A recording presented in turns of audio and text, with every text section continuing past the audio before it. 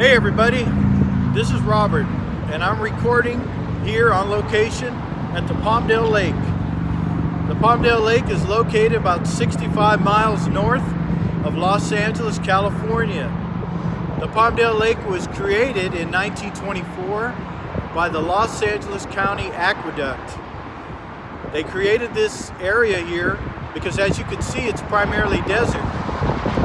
And it was created to provide the people living in the Palmdale area here recreational alternatives. Today I'm going to be taking still photography as well as video footage of the lake and the surrounding areas utilizing the Mavic Pro camera drone. The wind is blowing approximately about 25 miles an hour, so we'll cross our fingers and hopefully we'll get some good footage for you today. Alright, I hope you enjoy it. Bye now.